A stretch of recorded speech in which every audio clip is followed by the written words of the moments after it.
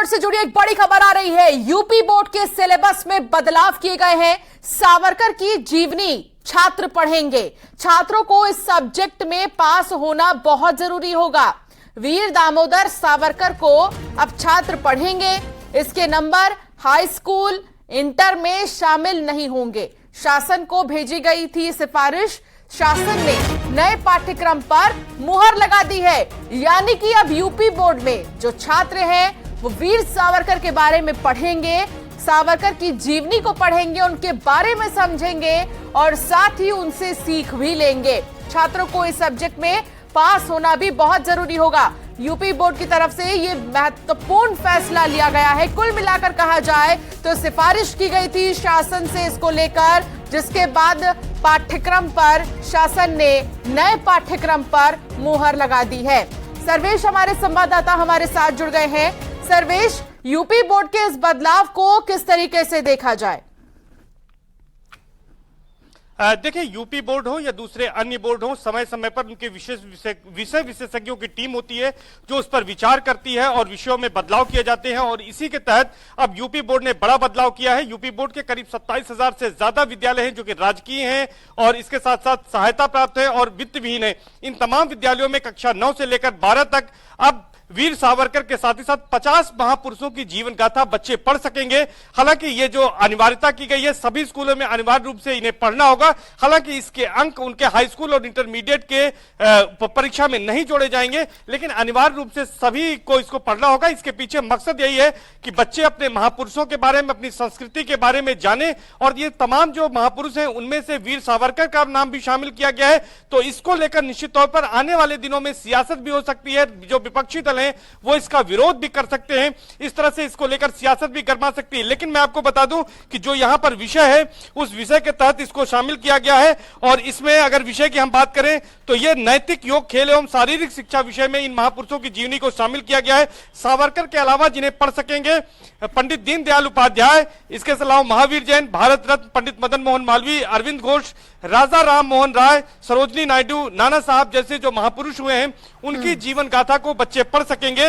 और जो जुलाई में जब स्कूल खुलेंगे उसके बाद ये पुस्तकें मार्केट में आएंगी और बच्चे खरीदकर इसको पढ़ सकेंगे और इसको अनिवार्य रूप से सभी विद्यालयों में पढ़ाना होगा।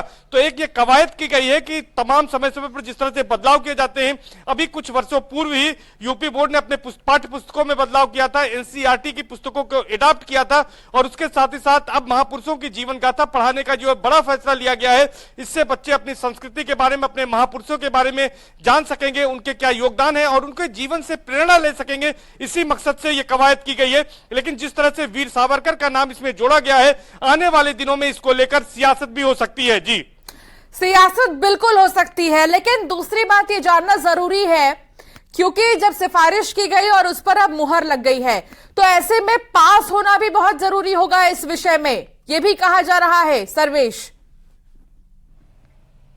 देखिए, निश्चित तौर पर बच्चे इसको पढ़ेंगे, बाकायदे इसकी परीक्षा भी होगी। कक्षा 9 से 12 तक जो पाठ्यक्रम इसमें बनाया गया है, अलग अलग महापुरुषों की जीवनी पढ़ाने की बात कही गई है।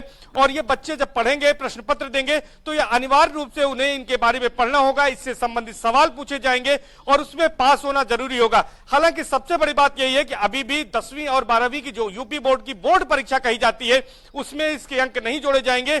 लेकिन ये एक तरह से एक्स्ट्रा विषय के रूप में, अतिरिक्त विषय के रूप में अब उन्हें महापुरुषों की जीवनी पढ़ाई जाएगी और उसके तहत ही उनको तमाम जो महापुरुष हैं उनकी जीवन गाथा के बारे में, उनके संघर्षों के बारे में जानकारी मिलेगी, जिससे वे भी अपने जीवन में प्रेरणा ले सकेंगे और आगे बढ़ सकेंगे। और यही मकसद है कि यूपी बोर्ड ने बड़ा बदलाव किया है। मैं आपको बता दूं कि न केवल वीर सावरकर बल्कि यहां पर देश के पूर्व राष्ट्रपति स्वर्गीय एपीजे अब्दुल कलाम साहब की भी जीवनी लोगों को पढ़ने को मिलेगी और तमाम ऐसे महापुरुष हैं जिनकी जीवनी यहाँ पर लोगों को पढ़ने को मिलेगी, बच्चों को पढ़ने को मिलेगी। बिल्कुल सर्वेश, अगर देखा जाए कुल मिलाकर तो इसको सियासत का मुद्दा नहीं बनाना चाहिए और ना ही इस पर सियासत होनी चाहिए, क्योंकि सिर्फ वीर सावरकर ही नहीं, जो छात्र हैं वो अन्य महान पुरुषों के बारे में भी पढ़ेंगे। इसके अलावा पंडित दीनदयाल उपाध्याय, महावीर जैन, भारत रत्न पंडित मदन मोहन मालवीय, अरविंद घोष, राजा राम मोहन रॉय, ये तमाम वो ऐसे हम कह सकते हैं वीर पुरुष है, महान पुरुष है जिनके बारे में छात्र पढ़ेंगे।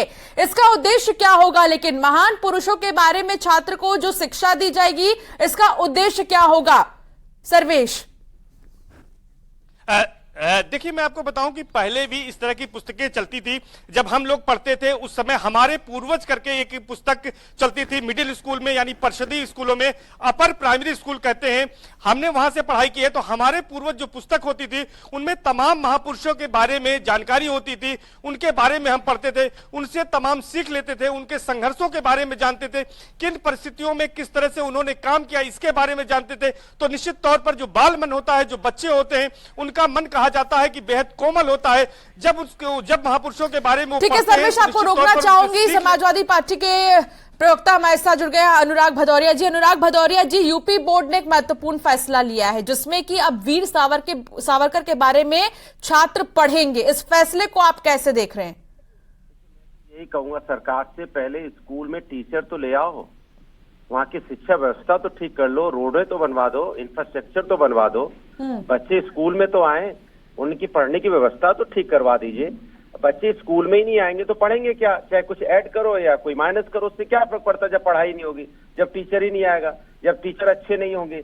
आपको इंफ्रास्ट्रक्चर पे ध्यान देने की जरूरत है। आपको कैसे कितना अच्छा इंफ्रास्ट्रक्चर बने, कितने अच्छे टीचर्स आए जिसकी वजह से बच्चे पढ़ने आए, टीचर पढ़ाने वाला हो, वो जो सिस्टम है उस पे आप तो काम कर नहीं रहे हो। कई बार देखा जाता है कि दिनेश शर्मा जी भी हमारे साथ जुड़ गए हैं, पूर्व डिप्टी सीएम दिनेश शर्मा जी। जो ये फैसला लिया गया है कि अब यूपी बोर्ड ने बेहद ही महत्वपूर्ण फैसला लिया है, हालांकि ये कोई नई बात नहीं है, कई महान पुरुष ऐसे हैं जिनके बारे में छात्र पढ़ेंगे, लेकिन वीर सावरकर को लेकर जो फैसला लिया गया है, उद्देश्य क्या है? देखिए, वीर सावरकर हमारे आजादी के पुरोधा है, देश के लिए सर्वस्व बलिदान कर दिया, पूरा जीवन उन्होंने। एक आदर्श पुरुष के रूप में हम उनका स्मरण करते हैं और पहले भी हम पाठ्यक्रम में उनको पढ़ते आए हैं। और हमारे समय भी जब मैं शिक्षा मंत्री था तब भी वीर सावरकर का पाठ सम्मिलित था, जो लोग पढ़ना चाहते थे तो उनके लिए उपलब्ध था। और मैं इतना ही कह सकता हूँ कि उत्तर प्रदेश में पिछले 2017 के बाद से लगभग 1,51,000 के आसपास तो बेसिक शिक्षकों की भर्ती हुई और 25,000 के आसपास माध्यमिक शिक्षकों की और लगभग 10,000 के आसपास उच्च शिक्षा के क्षेत्र में लोगों की भर्ती हुई। कह सकते हैं कि 1,60,000 65,000 के आसपास टीचर्स की भर्ती हुई थी। जो विगत 10 वर्षों से वो शिक्षकों के पद खाली थे, वो पद भरे गए और सारे प्रिंसिपल भी अधिकांश जगहों पर जो मैं समझता हूँ 25-30 साल से नहीं थे, जहां वहां भी प्रिंसिपल्स की नियुक्ति करके एक पारदर्शी तरीके से ऑनलाइन तरीके से वहां पे पहुंचा। पाठ्यक्रमों का परिवर्तन की जो प्रक्रिया है उनमें परिवर्तन नहीं होता, ये संशोधन होता है कि जो कुछ छूट जाता है, ये चाहे जिसकी सरकार रही हो, उसमें एक प्रक्रिया होती है कि एक पाठ्यक्रम समिति होती है। वो पाठ्यक्रम समिति अपना पाठ्यक्रम का निर्धारण करती है और पाठ्यक्रम के निर्धारण में प्रति साल जब प्रतिवर्ष उसकी बैठक होती है तो जो चीजें छूटी या अधूरी होती है उनको उसमें जोड़ा जाता है। जब मैं 2017 में डिप्टी सीएम के साथ उच्च शिक्षा और माध्यमिक शिक्षा मंत्री बना तो पहली बार आजादी के बाद हमने एक सा कोर्स शेड्यूल लिया और एनसीईआरटी की पुस्तकें आई जो 25 साल पहले उत्तर प्रदेश में जो किताबों के दाम थे वो उत्तर प्रदेश शासन में उस समय उसके दाम निर्धारित हुए, जो आज भी वो प्रक्रिया जारी है। एक सा पाठ्यक्रम है। अब ये नहीं कि लखनऊ में कुछ और पढ़े कोई और वो बंबई हो, कलकत्ता में कुछ और हो, इलाहाबाद में कुछ और हो। तो मैं कह सकता हूँ शिक्षा का सबसे बड़ा सुधार बीजेपी शासन में ही हुआ है। अनुराग भदौरिया जी, अगर महान पुरुषों को इंक्लूड किया जा रहा है सिलेबस में, महान पुरुषों के बारे में अब छात्रों को पढ़ाया जा रहा है, तो इसको तो अप्रिशिएट करना चाहिए। मैं तो ये कह रहा हूँ कि माननीय विधायक जी हमारे है, बहुत सम्मान करता हूँ, तो मैं बस इनसे यही पूछ रहा हूँ, आपने तो 2017 के पहले ही पढ़ाई करके आप प्रोफेसर बने, इसके मतलब 2017 के पहले ही पढ़ाई अच्छी होती थी ना, तभी तो आप प्रोफेसर बने थे। आज आप वन वर्ड में, अनुराग जी, वन वर्ड में, एक वर्ड में आंसर दीजिए, आप इसको अप्रिशिएट कर रहे हैं या नहीं? एक वर्ड में तो भारतीय जनता पार्टी कभी जवाब ही नहीं देगी। अब मुझे तो बोलने दीजिए। मैं कह रहा हूँ कि सीधी सी बात है कि आप शिक्षा व्यवस्था कब सुधारेंगे ये बताइए, आप शिक्षा कैसे अच्छी हो ये बताइए। आप अप्रिशिएट कर रहे हैं इस फैसले को या नहीं, ये बता दीजिए। अगर सिलेबस में महान पुरुषों के बारे में, उनकी जीवनी के बारे में छात्रों को पढ़ाया जाएगा तो इसको अप्रिशिएट किया जाना चाहिए या नहीं आपके हिसाब से? अरे मेरी बात ही नहीं, किताब में कुछ भी ऐड कर दो, माइनस कर दो, जब किताब पढ़ाई नहीं जाएगी, वह पढ़ाई नहीं होगी तो किताब में ऐड माइनस का फायदा क्या है, ये बताना चाहता हूँ ना मैं।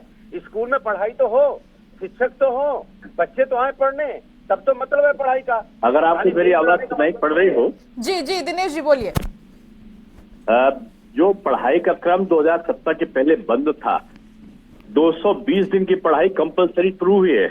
और जो 2.5 महीने परीक्षा चलती थी, 2 महीने गर्मी की छुट्टी होती थी, बाकी में 2 महीने महापुरुषों के नाम पर छुट्टी होती थी, वो सब बंद हुआ। और अब 2017 से अगर आप देखो तो 2.5 महीने चलने वाली परीक्षा अब केवल 14 दिन और 12 दिन में होती है। 15 दिन में उसका रिजल्ट आ जाता है। पाठ्यक्रम का परिवर्तन हुआ है। सीसीटीवी कैमरे में और स्टैटिक मजिस्ट्रेट के उसमें आज नकल विहीन परीक्षा पूरे भारतवर्ष में उत्तर प्रदेश की पहचान बना है। 250 विद्यालय नए बने हैं माध्यमिक के, 78 डिग्री कॉलेज बने हैं, 13 विश्वविद्यालय बने हैं। जवाब आपको लगता है मिल गया होगा। आप देखिए, ये संशोधन है पढ़ाई का। और अब रैंकिंग में A++ पहली बार आजादी के बाद पहली बार A++ लखनऊ विश्वविद्यालय हुआ, गोरखपुर विश्वविद्यालय हुआ, मेरठ विश्वविद्यालय A+ हुआ। यहाँ पर शिव नाडर पूरे यूपी का पूरे देश में नंबर 2 पे आया। आज रैंकिंग में शारदा यूनिवर्सिटी आई, एमआईटी आई। बिल्कुल दिनेश जी, सियासत देखिए अपनी जगह है और महान पुरुषों के बारे में जब छात्र पढ़ेंगे तो इसका असर भी अलग होगा। अब इसके लिए इंतजार करना होगा क्योंकि अभी फैसला लिया गया है और छात्रों को जिस तरीके से पढ़ाया जाएगा महान पुरुषों के बारे में, इससे भी बदलाव देखने को मिलेंगे। बहुत शुक्रिया अनुराग जी, बहुत शुक्रिया दिनेश शर्मा जी बातचीत के लिए आपने समय दिया।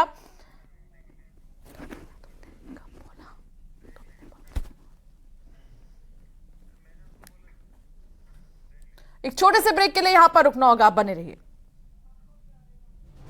ये है न्यूज़ 18 नेटवर्क। आप देख रहे हैं न्यूज़ 18 उत्तर प्रदेश उत्तराखंड।